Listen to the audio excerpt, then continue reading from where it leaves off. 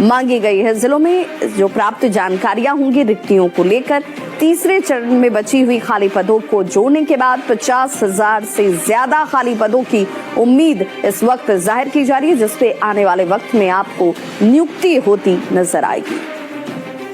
चौथे चरण की शिक्षक बहाली के लिए शिक्षा विभाग ने अपनी कवायद शुरू कर दी है।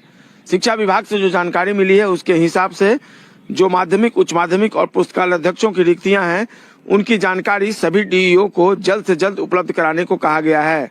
शिक्षा विभाग ने फरवरी से दिसंबर 2024 में रिटायर्ड और नौकरी छोड़ने वाले शिक्षकों के बारे में भी जो रिक्तियां हुई हैं उसकी जानकारी मांगी है। इसका पूरा आंकड़ा सभी डीईओ को विभाग को उपलब्ध कराना है। इसमें रोस्टर के हिसाब से रिक्तियां उपलब्ध कराई जानी है।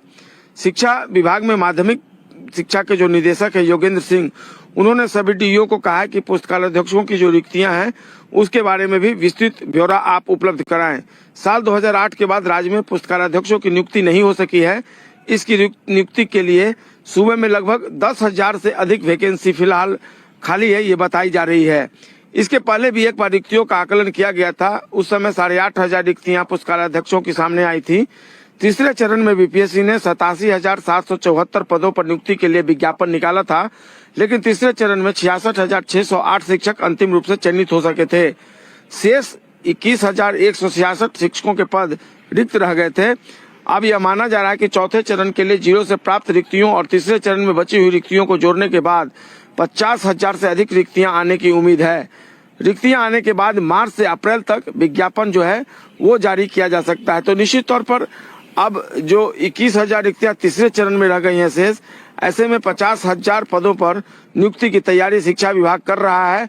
और अब समय आ गया है कि TRE 4 की जो संभावना जताई जा रही थी और जो अभ्यर्थी तैयारियों में जुटे हुए थे वे जी जान से जुट जाएं, क्योंकि बिहार सरकार ने 2025 के विधानसभा चुनाव तक अधिक से अधिक लोगों को जो नौकरी का लक्ष्य तय कर रखा है उस ओर सरकार लगातार प्रयासरत है।